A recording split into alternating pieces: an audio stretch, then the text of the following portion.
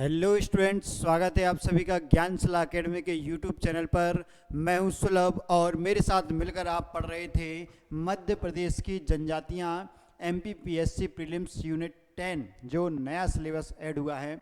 अभी तक हम बहुत सारी जनजातियों के बारे में पढ़ चुके हैं मध्य प्रदेश की, और उनके वर्गीकरण के बारे में पढ़ चुके हैं, उनकी शारीरिक विशेषताओं के बारे में पढ़ चुके हैं।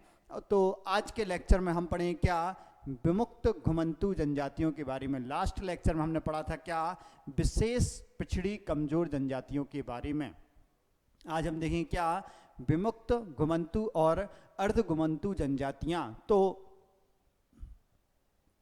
आखिर ये विमुक्त घुमंतू और अर्ध घुमंतू जनजातियां क्या हैं? अगर मैं बात करूं तो विमुक्त घुमंतू जनजातियां ऐसी जनजातियां हैं जो हर समय एक ही स्थान पर नहीं रहती हैं। घुमंतू जनजातियां क्या, जो हर समय एक ही स्थान पर नहीं रहती हैं, उसके बजाय क्या, वह अपना स्थान बदलती रहती हैं। वो जनजातियां क्या, विमुक्त घुमंतु जनजातियां कहलाती हैं। इन जनजातियों के संबंध में बहुत सारी बातें महत्वपूर्ण हैं। जैसे मध्य प्रदेश में जो 51 जनजातियां हैं, कितनी, 51 जनजातियां, उन्हें क्या, विमुक्त घुमंतु जनजाति के रूप में वर्गीकृत किया गया है। कितनी, 51 विमुक्त घुमंतु अर्ध घुमक्कड़ ऐसी जनजातियों के रूप में वर्गीकृत किया गया है।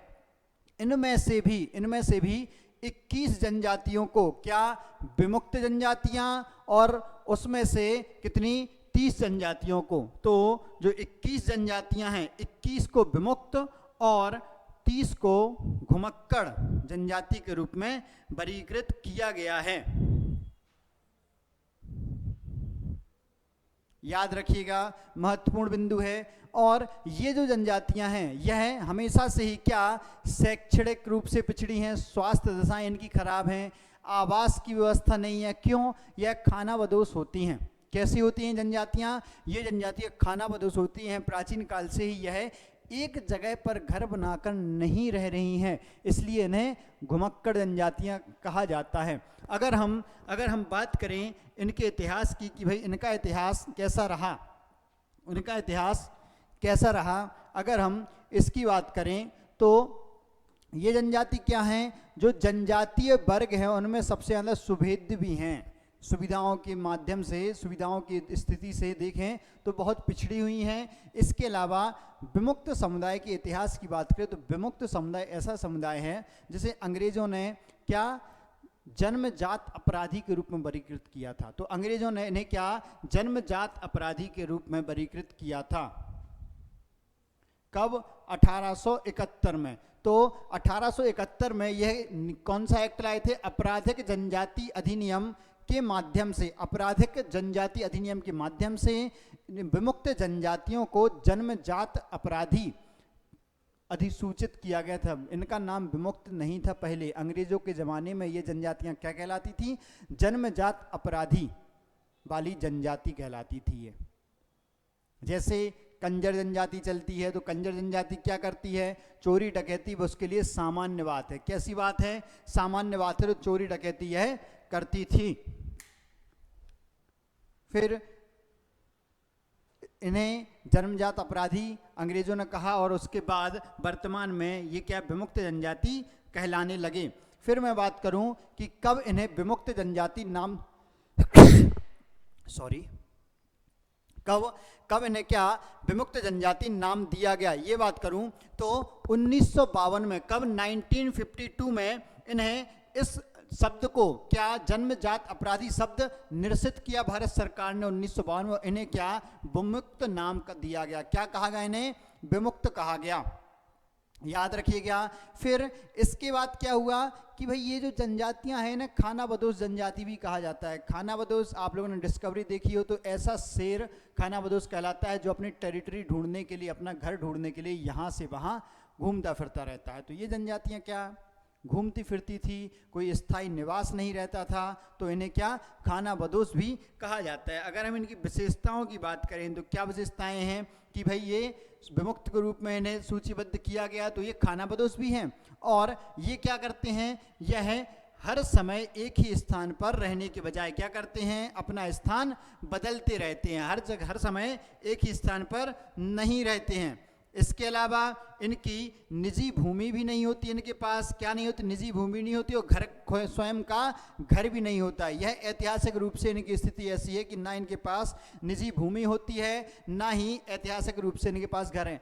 इन्हें पहले कुछ समूहों को विमुक्त, घुमक्कड़, अर्ध घुमक्कड़ समूह हैं। कोई समूह एसटी वर्ग में वर्गीकृत है, कोई एससी में है और कोई ओबीसी में है। यह अलग अलग राज्यों में अलग अलग वर्गों में भी वर्गीकृत हैं। याद रखिएगा, यह अलग अलग राज्यों में अलग अलग वर्गों में भी वर्गीकृत हैं। कौन? ये। तो इन्हें तीनों वर्गों में वर्गीकृत किया गया है। ठीक, चलिए आगे बढ़ते हैं। अगर हम बात करें कि इनके लिए सर्वप्रथम किस समिति ने सिफारिश की, विमुक्त, घुमक्कड़, अर्ध घुमक्कड़ जनजातियों के लिए सबसे पहले किसने सिफारिश की? तो व्यक्ति आते हैं। कौन? अनंत सैनम आयंगर। कौन? अनंत सैनम आयंगर समिति बनी थी। कब बनी थी? 1949 में। अनंत सैनम आयंगर समिति 1949 में बनी थी। इन्होंने सबसे पहले सिफारिश की थी कि जो जन्मजात अपराधी शब्द है यह किसी का महिमा मंडन नहीं बल्कि उसका अपमान करता है, और अगर हमें समानता लानी है तो यह शब्द हमें संविधान से, अपने कानून से हटाकर उसके स्थान पर अन्य शब्द प्रयोग करना चाहिए। तो विमुक्त शब्द की सिफारिश उन्होंने की और जन्मजात अपराधी को हटाने की सिफारिश की। तो इनकी रिपोर्ट के आधार पर 1952 में जन्मजात अपराधी जनजाति वर्ग या जन्मजात अपराधी वर्ग जो था वह किसमें? विमुक्त वर्ग में परिणत हो गया।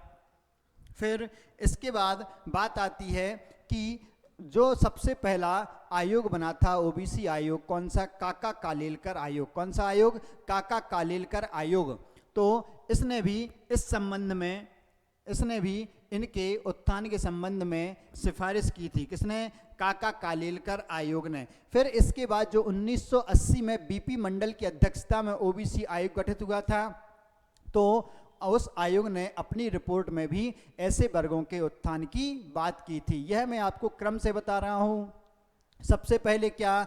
1871 में ब्रिटिश कानून में किस नाम से? जन्मजात अपराधी के नाम से अधिसूचित किया गया। 1949 में अनंत सैनम आयंगर समिति का गठन किया गया। इसकी रिपोर्ट के आधार पर जन्मजात अपराधी वर्ग को हटाकर 1952 में उनका नाम विमुक्त कर दिया गया। फिर कब? 1953 में काका कालेलकर आयोग गठित हुआ, जो पहला ओबीसी आयोग था, तो इन्होंने भी इस संबंध में सिफारिश की। फिर 1980 में जो बीपी मंडल की अध्यक्षता में द्वितीय ओबीसी आयोग का गठन हुआ था, तो उन्होंने भी इस संबंध में सिफारिश की। अगर हम बात करें कि इनकी आबादी कितनी है पूरे भारत में, तो भारत की कुल आबादी में लगभग 10%, कितने? 10% जो आबादी है वह विमुक्त और घुमक्कड़ आदिवासियों का है। कितना? विमुक्त और घुमक्कड़ वर्ग का है। कितना? 10%। अगर हम इनकी जातियों की संख्या की बात करें, क्या विमुक्त घुमक्कड़ जातियों की संख्या की बात करें, तो विमुक्त जातियां कितनी होंगी? विमुक्त जातियां होंगी 150 भारत में। कितनी? 150 जातियां कैसी होंगी? विमुक्त। और खानाबदोश जातियों की बात करें तो जनसंख्या में लगभग 500 विभिन्न समुदाय शामिल हैं घुमक्कड़ों में। 500 समुदाय, विमुक्त के लगभग 150 समुदाय, उनके 500 समुदाय हैं पूरे भारत में। हालांकि मध्य प्रदेश की बात करें अगर हम, तो मध्य प्रदेश में इतने ज़्यादा नहीं हैं। मध्य प्रदेश में इनकी संख्या कम है। ठीक, मध्य प्रदेश में इनकी संख्या कम है। मध्य प्रदेश में कितने हैं? टोटल 51 हैं, जिनमें से 21 विमुक्त हैं और 30 घुमक्कड़ हैं। याद रखिए, 21 विमुक्त हैं और 30 घुमक्कड़ और अर्ध घुमक्कड़ हैं। फिर बात करें कि जो खानाबदोश जनजातियां हैं या जो विमुक्त घुमक्कड़ अर्ध घुमक्कड़ वर्ग के समूह के लोग हैं, इनकी चुनौतियां क्या हैं? तो क्या चुनौतियां होंगी इनकी? इनकी चुनौतियां हैं कि इनके पास आवास नहीं है, आवास की समस्या है। फिर इनके पास रोजगार नहीं है। भाई क्या समस्याएं होंगी आप स्वयं लगाइए। रोटी कपड़ा मकान, मूलभूत आवश्यकताओं की पूर्ति यह नहीं कर पाते हैं। क्या? रोटी कपड़ा और मकान।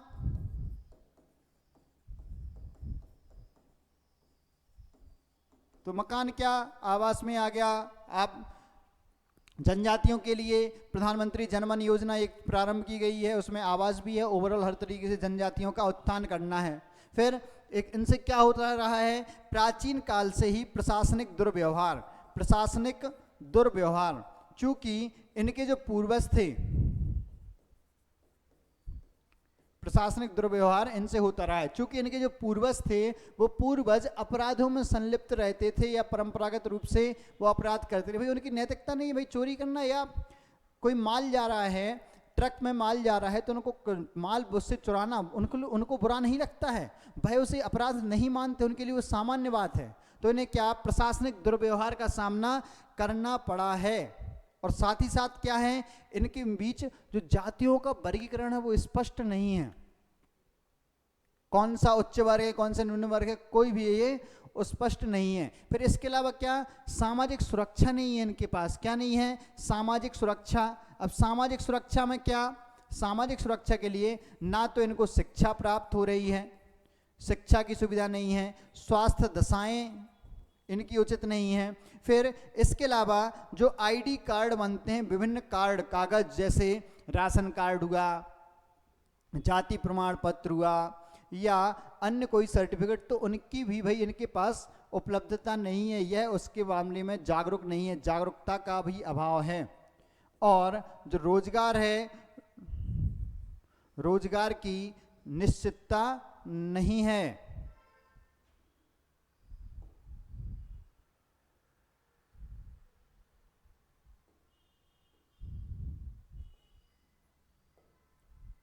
तो क्या इनकी चुनौतियों की बात करें तो ये सामान्य चुनौतियां इनकी हैं, ये सामान्य चुनौतियां इनकी हैं कि बुनियादी संरचनाओं का अभाव है, फिर स्थानीय प्रशासन दुर्व्यवहार करता है, सामाजिक सुरक्षा नहीं और जाति वर्गीकरण स्पष्ट नहीं है।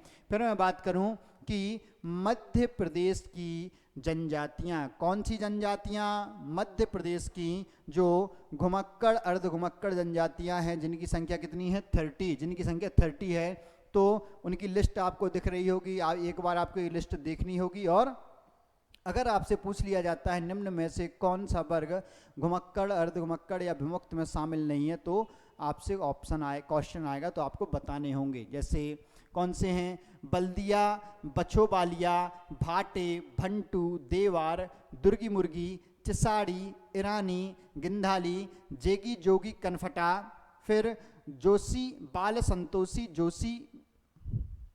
जोशी, बाल संतोषी जोशी, बहुलीकर जोशी, नाडिया जोशी, हरदा जोशी, जिचरक्ची जोशी, हरबोला जोशी, नपाम दिवाला जोशी और पिंगला जोशी। मतलब देखो ये नाम है, ये नाम आपको एक बार देखने होंगे और इसमें याद करने, इसमें समझने वाली बात कोई नहीं है, इसमें बस रट्टाफिकेशन वाली बात है, तो इसमें आपकी क्षमताओं का प्रदर्शन होगा। तो एक बार ये नाम देख लीजिएगा, स्क्रीनशॉट ले लो, आप स्क्रीनशॉट इसका ले लो। 30 नाम है घुमक्कड़ अर्ध घुमक्कड़ के, स्क्रीनशॉट ले लीजिए। फिर मैं बात करूं विमुक्त जनजातियां तो ये कितनी 21 ये थी, तो इनका भी आप स्क्रीनशॉट ले लीजिए एक बार। यह 21 जनजातियां क्या हैं, विमुक्त जनजातियां मध्य प्रदेश में हैं। भारत में इनकी संख्या 150 से भी ज्यादा है।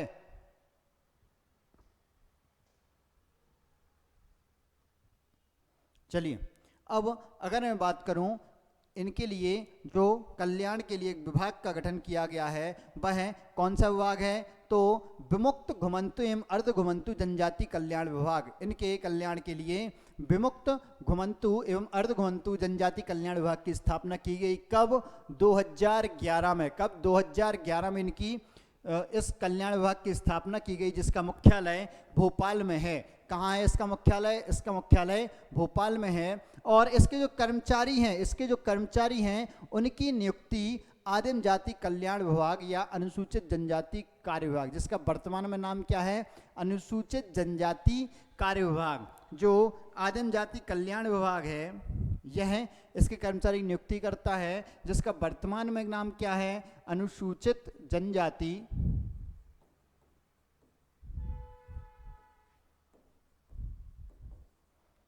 कार्य विभाग।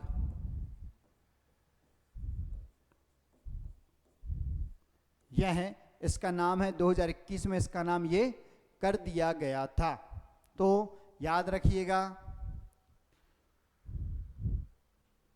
फिर हम आगे देखें तो एक और संस्था है क्या मध्य प्रदेश राज्य विमुक्त घुमंतु एवं अर्ध घुमंतु जाति अभिकरण। कौन सा? मध्य प्रदेश विमुक्त घुमंतु अर्ध घुमंतु जाति अभिकरण। इसका गठन कब? 1996 में किया गया था। कब किया गया था? 1996 में। और इसका जो संरचना है, इसकी संरचना बहुत महत्वपूर्ण है। क्यों है महत्वपूर्ण? इसमें एक अध्यक्ष होता है, 6 शासकीय सदस्य होते हैं और 5 अर्ध शासकीय या अशासकीय सदस्य, मतलब वो शासन का हिस्सा ना होकर सिविल सेवक नहीं होते हैं, नेता भी हो सकते हैं। ये शासकीय मतलब जो सरकार के सिविल सेवक हैं वही होते हैं। 6 शासकीय सदस्य और 1 अध्यक्ष होता है। और ये जो अभिकरण है, इसका उद्देश्य क्या है कि भाई विमुक्त घुमंतु अर्ध घुमंतु वर्ग है, उनकी समस्याओं का समाधान करना, उनके कल्याण के लिए कार्य करना, योजनाओं का निर्माण करना, सरकार से सिफारिशें करना, यह इस अभिकरण का कार्य है। 2 संस्थाएं ये महत्वपूर्ण है इनके लिए। तो यहाँ क्या विमुक्त घुमंतु अर्ध घुमंतु, बस इतना ही टॉपिक है। अब आगे के लेक्चर में हम देखें क्या जो जनजातियाँ हैं, मध्य प्रदेश की जनजातियाँ हैं, इनसे संबंधित कुछ प्रमुख योजनाओं के बारे में हम जानेंगे। क्यों? क्योंकि हमारे सिलेबस में दिया हुआ है कल्याणकारी योजनाएं। क्या? कल्याणकारी योजनाएं। तो सबसे पहले देखते हैं हम क्या आर्थिक योजना। तो आर्थिक योजना में क्या बात होगी? आर्थिक योजनाएं वो ऐसी योजनाएं होंगी जिनमें भाई उनके लिए रोजगार की बात हो, उनको ऋण देने की बात हो, उनके लिए स्वरोजगार की बात हो, उनके लिए कौशल उन्नयन की बात हो। तो ऐसी योजनाएं ऐसी योजनाएं आर्थिक योजनाएं कहलाएंगी, याद रखना। तो पहली योजना है कौन सी? अंत्योदय अन्न योजना। कौन सी योजना? अंत्योदय अन्न योजना, जिसकी शुरुआत कब? जिसकी शुरुआत 1990 में की गई थी, नवंबर 1990 में। और इसका उद्देश्य क्या था कि जो SC ST वर्ग, याद रखना अंत्योदय है वह SC और ST दोनों के आर्थिक विकास के लिए थी। दोनों का आर्थिक विकास करना है, जीवन स्तर में सुधार करना है और विपणन सहायता भी प्रदान करनी है। इनके लिए विपणन सहायता भी प्रदान करनी है। तो अंत्योदय योजना का संबंध किससे है? SC ST दोनों से है, याद रखना।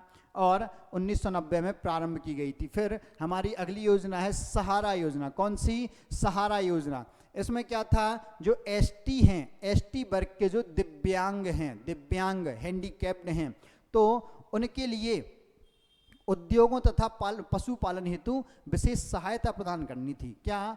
जो अनुसूचित जनजाति वर्ग के दिव्यांग हैं, कुष्ठ रोगी हैं, निराश्रित वृद्ध हैं, विधवाएं हैं, परित्यक्ता महिलाएं हैं, उन सभी को सामूहिक उद्योगों तथा पशुपालन हेतु आर्थिक सहायता प्रदान की जाती थी सहारा योजना के तहत। ठीक? तो सहारा योजना में यह किया जाता था, उन्हें जिनको सहारे की जरूरत है उन्हें सहारा दिया जाता था इसके माध्यम से। फिर अगली योजना है हमारी कौन सी? दीनदयाल अंत्योदय योजना। कौन सी? दीनदयाल अंत्योदय योजना। अब इसका उद्देश्य क्या है? देखो, अंत्योदय कोई आ जाए तो वो समाज के कमजोर वर्गों के लिए काम करने वाली योजना होगी। अंत्योदय जो कमजोर वर्ग है, अंतिम व्यक्ति है समाज का, उसका उदय करना, उसका उत्थान करना। तो जो क्या ये योजना किसके लिए थी? यह योजना थी कि जो समाज के कमजोर वर्ग के लोग हैं उनको आर्थिक रूप से स्वतंत्र बनाने का प्रयास करना था। तो क्या इसमें ये भी शामिल होंगे? अब ये जो योजना है वो 4 स्तरों पर लागू थी। कौन से 4 स्तरों पर थी? तो भाई ये थी ग्राम पंचायत, फिर विकास खंड, फिर जिला और राज्य। तो 4 स्तर इसके बनाए गए थे। कौन से? ग्राम पंचायत, विकास खंड, जिला और राज्य स्तर पर गठित समितियों के माध्यम से यह लागू होती थी। कौन सी? दीनदयाल अंत्योदय योजना। फिर अगली योजना है हमारी कौन सी? वसुंधरा योजना। कौन सी योजना? वसुंधरा योजना। तो इस योजना में क्या किया जाता था कि जो अनुसूचित जाति और जनजाति दोनों वर्गों के लिए, अनुसूचित जाति और जनजाति दोनों वर्ग के जो भूमिहीन किसान हैं, कौन है? भूमिहीन किसान। देखो, वसुंधरा यहाँ समझना, वसुधा वसुंधरा किसका पर्यायवाची है? भूमि का। वसुधा वसुंधरा भूमि का पर्यायवाची है। तो ये क्या, जो SC/ST के भूमिहीन किसान हैं उन्हें भूमि खरीदने के लिए ब्याज मुक्त ऋण प्रदान किया जाता था। ब्याज मुक्त, ऐसा ऋण जिसमें ब्याज नहीं लगेगा, सरकार द्वारा उपलब्ध कराया जाता था, याद रखिएगा। फिर इसके बाद अगली योजनाएं हमारी कौन सी, हमारी अगली योजना है स्वावलंबन योजना। स्वावलंबन योजना, इस योजना में क्या प्रावधान किया गया था कि जो SC/ST वर्ग के निर्धन युवा हैं, SC/ST वर्ग के जो निर्धन युवा हैं उनको दुकान खोलने के लिए प्रोत्साहन राशि दी जाती थी। क्या, दुकान खोलने के लिए या दुकान खरीदने के लिए उन्हें प्रोत्साहन राशि या पट्टा प्रदान किया जाता था। किसमें, स्वावलंबन, स्वावलंबी बनाना है, स्वयं का व्यवसाय शुरू कर सकें, इसलिए स्वावलंबन योजना प्रारंभ की गई थी। फिर हम अगली योजना की बात करें तो हमारी अगली योजना है कौन सी, मधुबन योजना। तो मधुबन योजना क्या, मधुबन कहाँ, स्वर्ग को बोलते हैं। ये क्या, डेयरी फार्म विकास से संबंधित योजना थी। किससे, डेयरी फार्म से। अब डेयरी फार्म है तो क्या वहाँ पर पशुपालन भी होगा, तो देखते हैं इसमें क्या है। जो मधुबन योजना है इसमें आधुनिक तरीके से डेयरी फार्म और पशुपालन विकास कार्य को क्या, सामुदायिक आधार पर अनुसूचित जनजाति के हितधारकों द्वारा चलाया जाएगा। इसमें ऐसी योजना थी कि इसके माध्यम से जो आधुनिक तरीके से डेयरी फार्म पशुपालन विकास कार्य चलाए जा रहे हैं उन्हें SC/ST के हितधारकों द्वारा चलाया जाएगा, ऐसा प्रावधान किया गया था मधुबन योजना के तहत। फिर एक आई कौन सी, रफ्तार योजना। कौन सी योजना, रफ्तार योजना।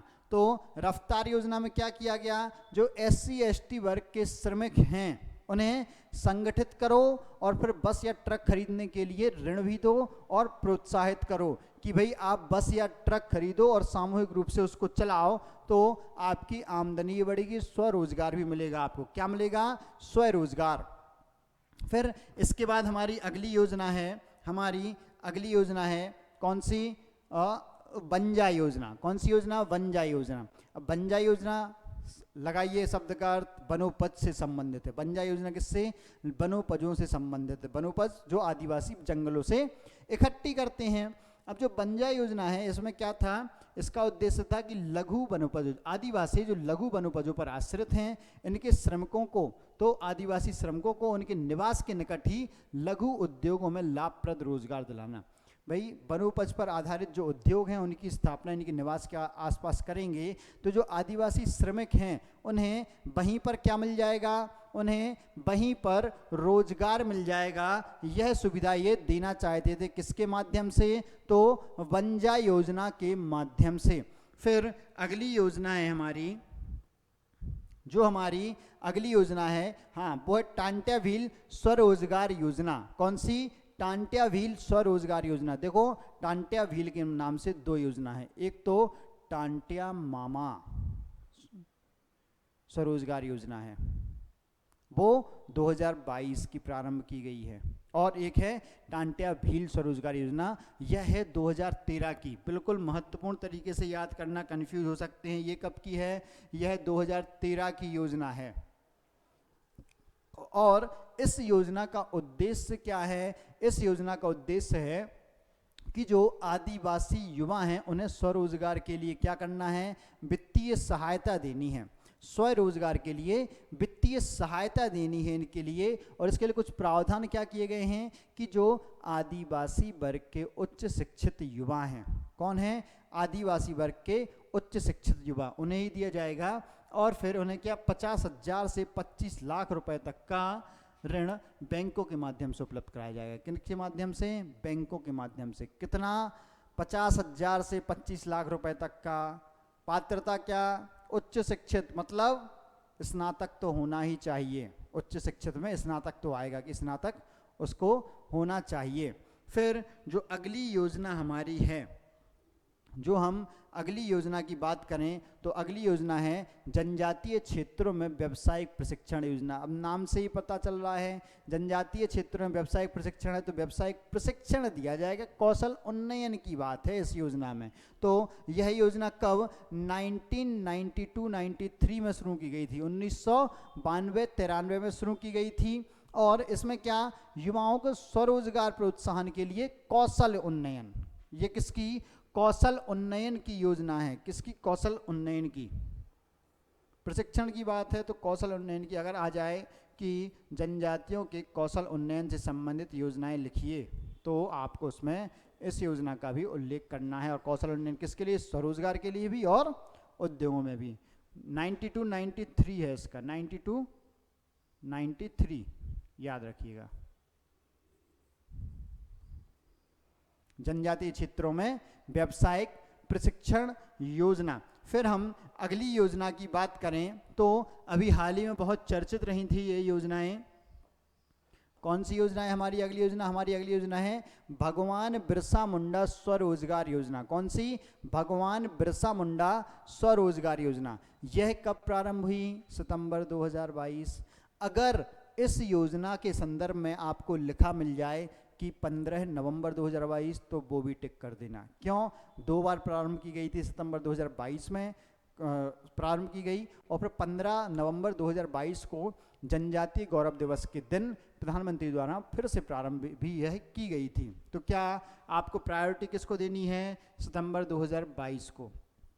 इसमें प्रावधान क्या किया गया था कि जो एसटी वर्ग, स्पष्ट लिखा था इसमें अनुसूचित जनजाति, तो एसटी वर्ग के लिए ही ये योजना है कि जो एसटी वर्ग के युवा हैं उन्हें स्वरोजगार प्रोत्साहन के लिए, और जो अपनी कोई औद्योगिक इकाई जिसमें कोई उत्पाद बने, विनिर्माण गतिविधियों के लिए ऋण उपलब्ध कराया जाएगा। क्या, ऋण उपलब्ध कराया जाएगा सरकार के द्वारा न्यूनतम दरों पर, और उसमें कुछ सब्सिडी भी होगी। किसके माध्यम से, भगवान बिरसा मुंडा स्वरोजगार योजना के माध्यम से।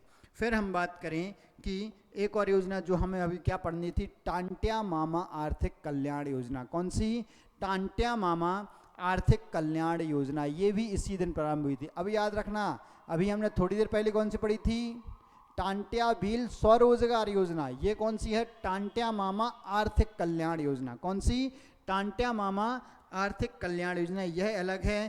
टांट्या भील स्वरोजगार योजना जो थी वह कब की थी, वह 2013 की योजना थी, और ये जो योजना है यह योजना 2022 की। यह दोनों योजनाएं एक ही डेट को प्रारंभ हुई हैं। कब, एक ही डेट को प्रारंभ हुई हैं, 22 सितंबर 2022। कब, सितंबर 2022 में। इसमें भी क्या, जो एसटी वर्ग के युवा हैं, कौन हैं, एसटी वर्ग के युवा, उन्हें स्वरोजगार प्रोत्साहन का प्रावधान, क्या, स्वरोजगार प्रोत्साहन करना उनके लिए। इसमें भी ऋण संबंधी बातें हैं और कौशल उन्नयन की बात है। ठीक, आर्थिक रूप से कल्याण करना था उनका। क्या करना था, आर्थिक रूप से कल्याण। तो एक बार इन योजनाओं को रिवाइज कर लेते हैं, एक बार इन योजनाओं को रिवाइज कर लेते हैं जल्दी से। जो जो भी हमने आज के लेक्चर में पढ़ा हुआ है वो सब कुछ हम रिवाइज करते हैं 5 से 7 मिनट में।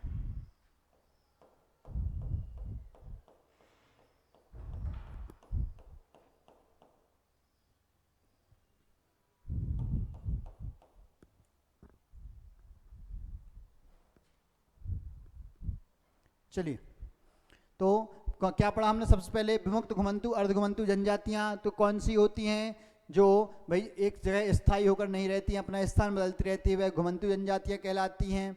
और मध्य प्रदेश में कितनी, कुल 51 विमुक्त घुमंतु अर्धघुमंतु जनजातियां हैं, जिनमें से 21 क्या हैं, 21 हैं विमुक्त जनजातियां, और 30 हैं क्या, घुमक्कड़ और अर्धघुमक्कड़ जनजातियां। इनकी चुनौतियों की बात की थी हमने। और फिर क्या, ये 1871 में इन्हें क्या, विमुक्त जनजातियों को जन्मजात अपराधी के रूप में अधिसूचित किया गया था। फिर 1952 में भारत सरकार ने किसकी, अनंत सैनम आयंगर समिति की सिफारिश पर, जो 1949 में गठित हुई थी, 1952 में उसकी सिफारिश को मानते हुए इनको विमुक्त नाम कर दिया गया। इसके अलावा ये क्या स्थायी नहीं रहती हैं, इसलिए इन्हें खानाबदोश समुदाय भी कहा जाता है और एक स्थान से दूसरे स्थान पर विचरण करती रहती हैं।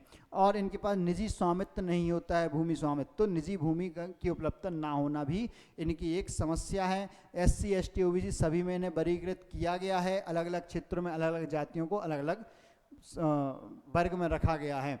फिर 1949 में अनंत सैनम आयंगर समिति, फिर 1953 में काका कालेलकर आयोग, फिर उसके बाद हमने देखा था 1980 में BP मंडल की बात की थी। फिर भारत में लगभग कितनी 10% आबादी क्या विमुक्त वर्ग की है, विमुक्त समूह की। और अगर हम इनकी संख्या की बात करें तो क्या विमुक्त 150 है और घुमक्कड़ अर्धघुमक्कड़ की जनसंख्या में कितनी 500 विभिन्न समुदाय शामिल हैं। इनकी चुनौतियों की हमने बात की तो चुनौतियाँ क्या क्या थी, इनकी बुनियादी अवसंरचनाओं सुविधाओं का अभाव था, स्थानीय प्रशासन का दुर्व्यवहार, सामाजिक सुरक्षा का अभाव है। और इनमें ये हमने जनजातियां पढ़ी थी कि विमुक्त जनजातियां, सॉरी ये हैं क्या घुमक्कड़ जनजातियां। मध्य प्रदेश की जो आपने 30 घुमक्कड़ जनजातियों का फैक्ट पढ़ा तो वो 30 जनजातियां ये हैं घुमक्कड़ अर्धघुमक्कड़ जनजातियां। फिर जो विमुक्त जनजातियां हैं 21, ये जो पारधी है, पारधी विमुक्त जनजातियों में शामिल है। बंजारा, कंजर, कुछ महत्वपूर्ण नाम देख लीजिए, कंजर, सांसी, बंजारा, बंछड़ा, कालबेलिया। बंछड़ा कालबेलिया राजस्थान की प्रमुख जनजाति है, याद रखिएगा। मध्य प्रदेश में भी ये क्या कालबेलिया है जो सांपों को पालती है और कालबेलिया नृत्य करती है, कालबेलिया नृत्य करती है, सांपों को पालती है। फिर नट जनजाति, पारधी जनजाति महत्वपूर्ण है। फिर कबूतरी जनजाति, क्या कबूतरी यह क्या शराब भी बनाती है। फिर पासी जनजाति और बैरागी जनजाति, ये महत्वपूर्ण है, ये आपसे पूछी जा सकती हैं तो इनको तो अच्छे से याद कर लीजिएगा, ये विमुक्त जनजातियों में वर्गीकृत हैं। फिर हम आगे देखें, हमने देखी इनसे संबंधित जो संस्थाएं, तो विमुक्त घुमंतु अर्धघुमंतु जनजाति कल्याण विभाग की स्थापना 22 जून 2011 की गई, जिसका मुख्यालय कहाँ पर, भोपाल में है। और इसमें क्या जो कर्मचारी की नियुक्ति कौन करता है, तो आदिम जाति कल्याण विभाग या अनुसूचित जनजाति कार्य विभाग के द्वारा इनकी नियुक्ति की जाती है। और मध्य प्रदेश राज्य विमुक्त घुमंतु अर्धघुमंतु जाति अभिकरण के बारे में हमने देखा, जिसकी स्थापना कब 1996 में की गई थी। और इसकी संरचना की बात करें तो एक अध्यक्ष, 6 शासकीय सदस्य और 5 अशासकीय सदस्य होते हैं। इसका उद्देश्य क्या है, जैसा कि नाम है, विमुक्त घुमंतु एवं अर्धघुमंतु जातियों के विकास की योजनाएं तैयार करना, उनकी समस्याओं को ढूंढना और समाधान करना। फिर हम इनके जनजातियों के कल्याण के लिए योजनाएं पढ़ी, तो आर्थिक योजनाएं हमने आज के लेक्चर में देखी। कल के लेक्चर में हम क्या सामाजिक योजनाएं देखेंगे, सामाजिक कल्याण के लिए योजनाएं, मतलब शिक्षा के लिए, स्वास्थ्य के लिए, सुरक्षा के लिए, आवास के लिए, सभी आर्थिक योजनाओं में हमने देखी अंत्योदय योजना जो 1990 में प्रारंभ हुई थी, जो SC ST दोनों वर्गों के लिए थी और जीवन स्तर को सुधारने के लिए, विपणन सहायता प्रदान करने के लिए। अंत्योदय अन्न योजना भी आ जाएगी, लेकिन वो सामाजिक में पढ़ेंगे हम। फिर हमने देखी सहारा योजना, तो सहारा योजना में क्या, जो अनुसूचित जनजाति वर्ग के, याद रखना इसमें केवल ST की बात है, जो दिव्यांग है, कुष्ठ रोगी हैं, महिलाएं, विधवाएं हैं, परित्यक्ता हैं, तो उनको सहारा देने के लिए सामूहिक उद्योगों, पशुपालन के लिए सहायता दी गई थी। फिर दीनदयाल अंत्योदय योजना थी, तो इसके अंतर्गत भी SC ST वर्ग के कमजोर वर्गों को स्वतंत्र रूप से रोजगार प्रदान करने के लिए, आर्थिक उत्थान के लिए। फिर अगली योजना थी वसुंधरा योजना, वसुंधरा वसुधा, भूमि से संबंधित, तो भूमिहीन जो जनजाति वर्ग हैं, जनजाति किसान हैं, तो उन्हें क्या भूमि प्रदान करने के लिए, ठीक है, ब्याज मुक्त ऋण प्रदान किए जाने के लिए। फिर स्वावलंबन योजना, कौन सी योजना, स्वावलंबन योजना आई, तो इसमें क्या निर्धन युवकों को दुकान से संबंधित ऋण के लिए। फिर अगली कौन, मधुबन योजना हमने देखी, तो मधुबन योजना में क्या डेयरी फार्म पशुपालन से संबंधित थी। फिर जो अगली थी रफ्तार योजना, रफ्तार योजना स्पीड देने के लिए, तो इसमें क्या बस ट्रक की बात थी, बस और ट्रक के लिए अनुदान। फिर अगली थी बंजा योजना, तो बंजा योजना में वनोपज की बात थी, वनोपज जो इकट्ठा करते हैं तो उनके क्षेत्रों के आसपास ही क्या विनिर्माण उद्योग लगाना, लघु उद्योग लगाने के लिए सहायता। फिर अगली हमने देखी टांटाभिल स्वरोजगार योजना, तो ये 2013 में आई थी, कब आई थी 2013 में, और स्वरोजगार के लिए शिक्षित करना और ऋण देना, दोनों चीज़ें थी बैंकिंग के माध्यम से। फिर जनजातीय क्षेत्रों में व्यावसायिक प्रशिक्षण, तो ये कौशल उन्नयन के लिए थी, किसके लिए थी, कौशल उन्नयन 1992-93 में प्रारंभ हुई। फिर अगली आई कौन सी, भगवान बिरसा मुंडा स्वरोजगार योजना, भगवान बिरसा मुंडा जो 2 सितंबर 2022 की है, इसमें जो एसटी वर्ग है, एसटी वर्ग के युवाओं को स्वरोजगार के लिए, विनिर्माण गतिविधियों के लिए लोन देने की बात है। और फिर टांट्या मामा आर्थिक कल्याण योजना, ये भी सितंबर 2022 की योजना है और इसके माध्यम से स्वरोजगार प्रोत्साहन के लिए प्रावधान किए गए, ये मतलब सहायता दी जा रही है। और यहाँ पर हमारा आज का लेक्चर समाप्त होता है। मिलते हैं अगले लेक्चर में जिसमें हम सामाजिक कल्याणकारी योजनाएं पढ़ेंगे जनजातियों से संबंधित। Thank you so much. बने रहिए ज्ञानशिला अकेडमी यूट्यूब चैनल के साथ। इसको लाइक करें, शेयर करें, सब्सक्राइब करें और चैनल को सब्सक्राइब करें और वीडियो को शेयर करें, इस पर कमेंट भी करें, अपने खुद भी देखें, दोस्तों को भी दिखाएं और पीएससी को धुन दें। मिलते हैं, बाय बाय।